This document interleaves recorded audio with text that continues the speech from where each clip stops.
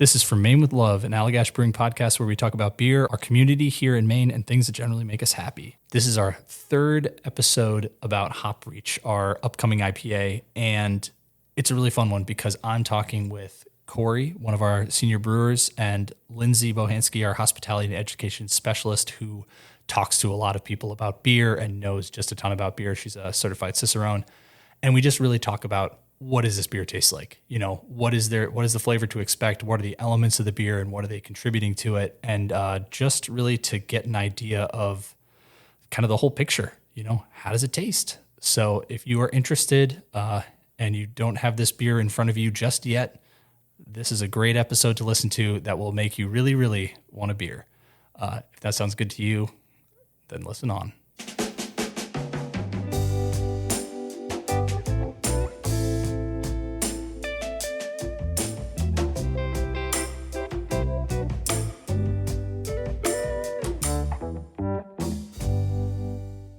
So I'm Brett Willis, and with me, I have Lindsay Bohanske, our hospitality and education specialist. Hello. Hello. And Corey McNutt, senior brewer here at Allagash. Hi. Corey, welcome. So we've talked, this is kind of part 3 of this series about Hop Reach IPA, a new beer that we have coming out in January 2023. And so we talked about creating it, what went into basically brewing that beer and coming up with the recipe. And then we also had another podcast about branding and thinking about how we're going to, bring that beer to you, all of our fans. And now we're going to talk about something much more exciting than all of those. How does it taste? How does the beer taste? But before we do that, we got to ask a couple questions of our guests. So, Lindsay, what is your favorite wood to work with? Oh, that's such a good question. I'm glad. It's tough because my favorite wood is probably not my favorite wood to work with. Because there are certain woods that are like curly and have all this beautiful figure in them, but then working with them is a nightmare because they're really unpredictable and whatever. Anyway, my favorite wood to work with, I would say probably is walnut. Walnut? Yeah. What sort of thing are you making with that? We're actually in the middle of this crazy table project where we're doing a custom table for a local restaurant. Actually. Oh, I know. That's pretty cool. Very cool. Ash and walnuts. Wow. How big a table is it? Pretty dang big? It's huge. Wow. It's ridiculously huge. It's like 18 feet. Whoa. It's really 3 tables that are joined together. It's like a big communal table. I was going to say, where do you store that? In your garage? We have a workshop in our basement. Okay. Yeah. A big basement door. Get it out of there. That's awesome. Yeah. That's really cool. All right, Corey. I got a good one for you. What is your ideal size of dog? Oh, man. That's a tough one, Brett. That's a real zinger. You don't have to have an ideal size, but Well, we have 2 dogs at home. Okay. And one is about 75 pounds. Okay, yeah. So he's a pretty good size. And then the other one's about 45. All right. So she's a little smaller. She's a little more nimble. She runs really fast. So somewhere, I guess, kind of in between those 2. I mean, they're both good sizes, and they're both their own. But maybe somewhere, 60 pounds or so, something like that. I like that. Yeah. I've got an 80-pound dog. That's a lot. It's a lot. And he's not large. He's just tall and it's a German short-haired pointer. So he's tall. They're not supposed to even be that big, but he's just also a very muscular, fast dog. So he's just intense, intensity. But I feel like that 50-pound range. Yeah, it's a nice range. You can still pick him up okay without, So if you need to, lifting him into the car or something. Yeah. It's so funny because we actually lost our little baby toy fox terrier last year, and he was like a rescue. It was like this dog that kind of came to us randomly, and I never would have thought that I would want a small dog ever. Yeah. But he was the best dog I've ever had. Wow. And he was 9 pounds. What? That's crazy. 9 pounds. I feel like he was so small, but he had such big personality, and he was so cuddly. That's awesome. I feel like that's the size of dog where when you go to pick it up, you expect too much weight, and it feels like they're filled with helium. You're just oh. Totally. Travis. His name was Travis. Oh, that's a good dog name. It's a good dog name. Patrick. Patrick has a great dog name too. Patrick, who was on the his dog's name's Kevin. Great dog name. People names for dogs. Good. Yeah, my dog's name is Chip. Good people dog names. Great. All right. On to the main event of this, talking about Hop Reach IPA. How does it taste? Let's open these cans. I'm so excited. All right. You can grab one. You can open one too. Crack 'em I'm gonna do it. open. I'm gonna do it right by the mic. Ooh. Oh yeah. Crisp. That might be one of the sexiest sounds in the world. That was pretty good. That was better than expected. Yeah, you pour yourself one. Or as much as you'd like. Here you go. Thank you.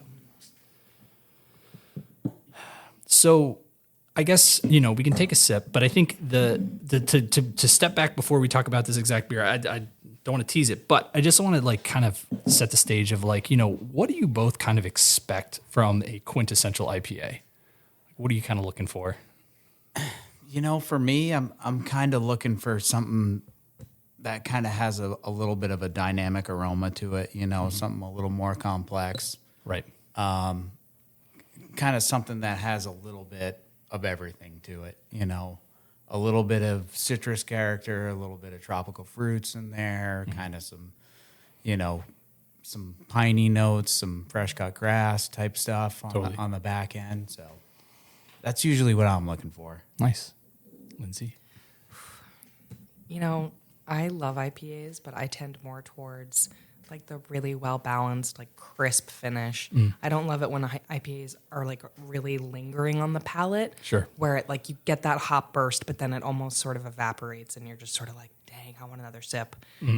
I can't stand it when IPAs just like sit on your tongue and just crush your palate. Like I like those like fast hitting, like bright, refreshing kind of IPAs. Sure. Nice. All right, take a sip. We'll talk about this beer. do it. I want to hear both of you just kind of impressions. Oh, that smells good.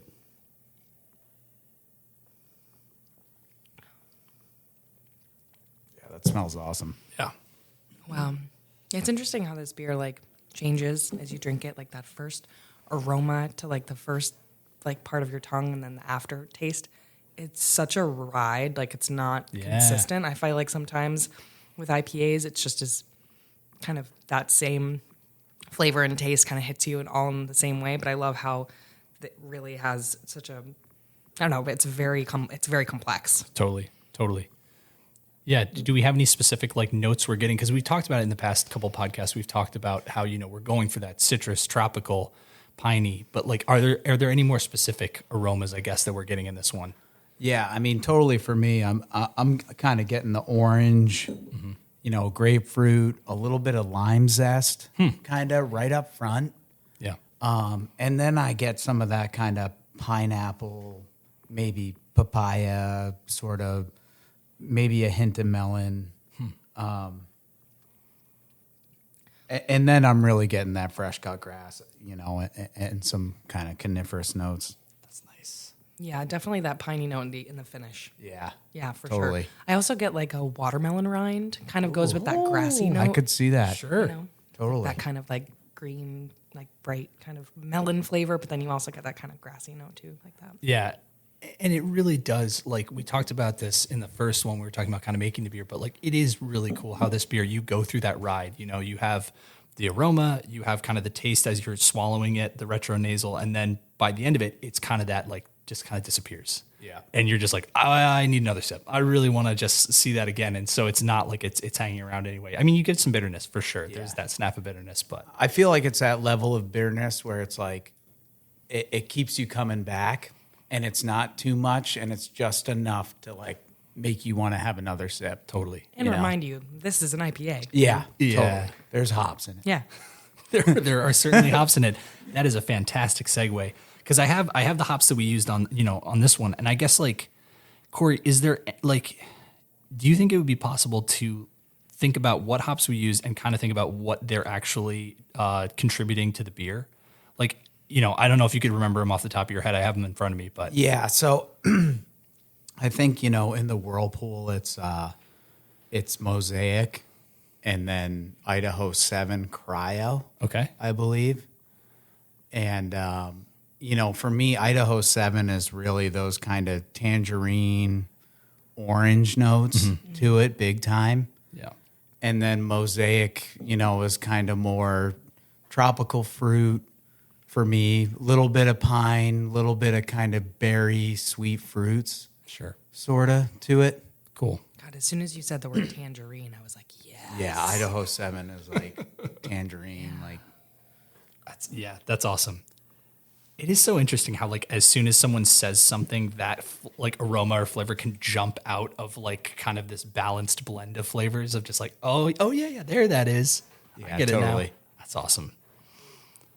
Yeah. So I think also like so obviously hops are the star of the show, but I feel like malt is just like the malt, the grain bill and kind of the malt sort of like flavor profile in this beer is super important. It's super important to support those. So I guess like I want to hear kind of from both of you what you feel like is coming out of the actual grains we use in this and the malt. I think we've got kind of a nice diverse grain bill for this beer, and totally. I think the raw white wheat, the Munich malt, the carapils, it's all kind of lending some more body to it. Sure. And the Munich kind of lends some of that malty, bready, cracker type aromas and flavors. Mm-hmm. I was definitely getting crackery. Yeah, totally. And then the carapils just, I feel like helps out, with a little bit of body, but also more foam stability. You get a nice, some nice foam on it. Nice. Yeah, I was going to say, it's sitting in the glass and still got some nice, little bit of head on it. It's good. Yeah, nice retention on it.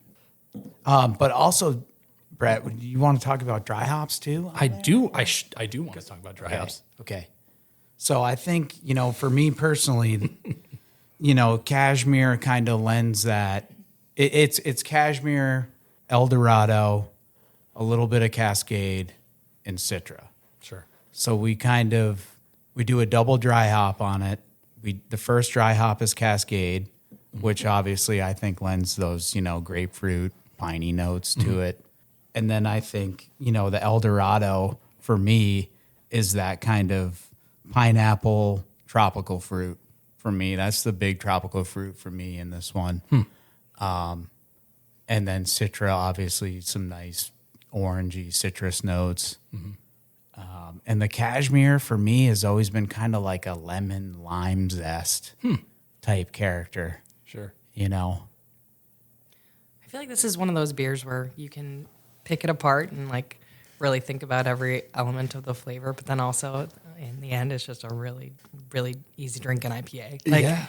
I feel like I love that about our beers, where like you could really like sit down and think about them. I think that's sort of a hallmark of what we do here at Allagash Well is like we can make these beers are so complex. They have all these amazing flavors, but at the end of the day, they're well balanced and easy drinking too. Which I just like. I think that's one of the things I'm obsessed about with this one. Yeah.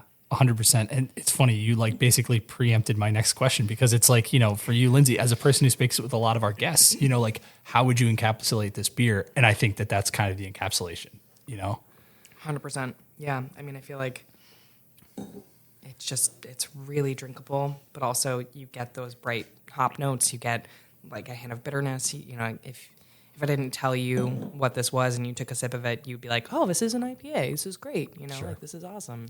But if you want to really tease apart the flavor, it's got a lot of layers to it. Yeah. And I think like I had that experience too. Like for this particular beer, we were encouraged to take it home to try it and to see if we had any other thoughts about it. Cause we were still, in the R&D phases of it. There are still tweaks we can make potentially before it comes out. And so it was, okay, we brewed this batch, take it home, share it with friends, like hang out, just enjoy it. And that was just such a fun experience with this beer in particular, because we had all been, I think, internally picking it apart and thinking about it in that super analytical way here. And then when I was at home, sitting on my couch, I was just like, yes, it's good. I had nothing else to say about it. Yeah, I know. I'm just excited that we're going to have a beer that is like just a super crushable IPA that we can take home now.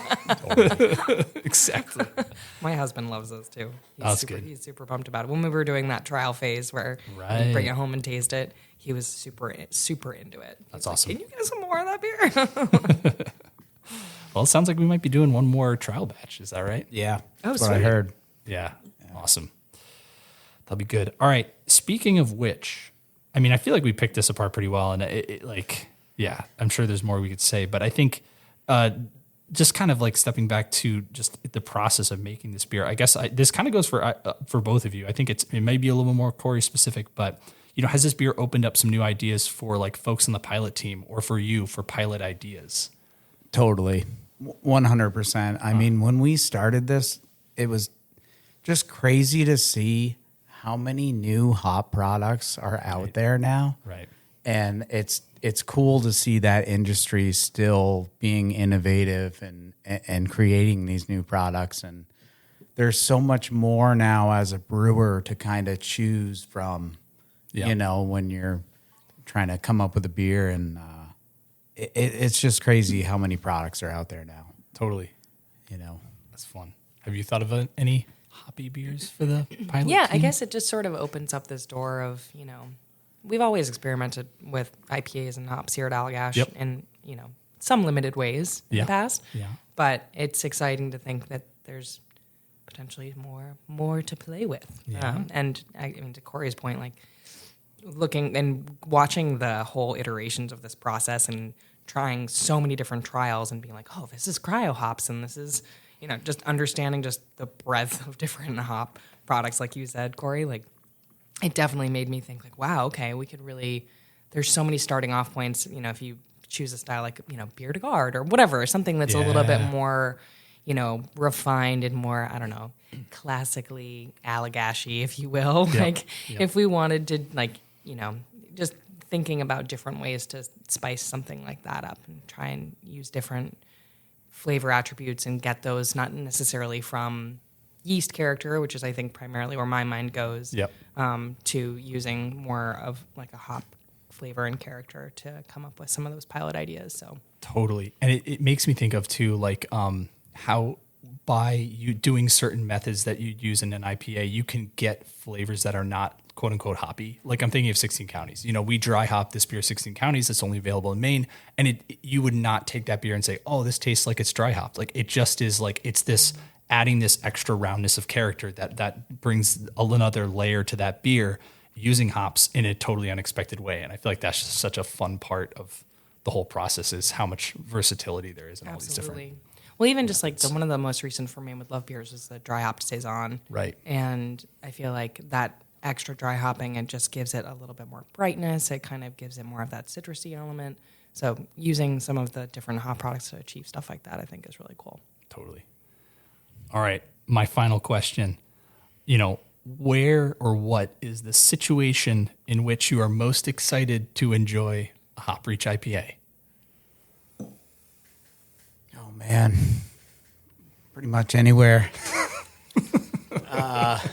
Probably for me, like out on the golf course or something. Oh, that's a good one. Sunny, nice weather.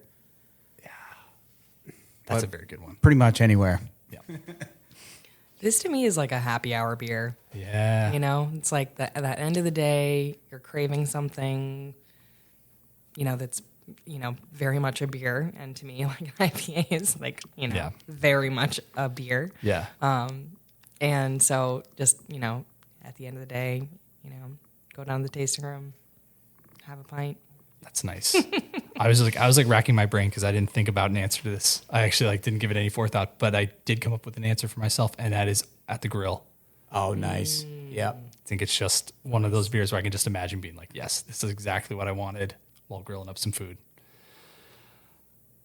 So one of the things to note about this beer is it is not particularly hazy. Is there anything that you're thinking about that, Corey? Do it. I think we're looking for a light, a real light haze to it. What is that? Does that add anything in particular? Is it an aesthetic thing or is it? I think mostly it's an aesthetic thing. People see it. I mean, part of drinking beer is with your eyes. And I think it's partially aesthetic. I think there is a little bit of, aroma and flavor characteristics that kind of come with it as well. Sure. So I think we're looking for a light haze to it. Right, because what we're drinking is an R&D batch of that beer, trying it out on the bigger system. So it will, it will change a little bit from this one. I think not in any significant way, but just interesting to note. Yeah. Well, thank you both. for taking the time. This is awesome. Yeah, thanks, Brett. Yeah. Cheers, guys. Cheers. This has been an Allagash Brewing production. And if you have something you want us to talk about on the show, shoot us a message at podcast@allagash.com.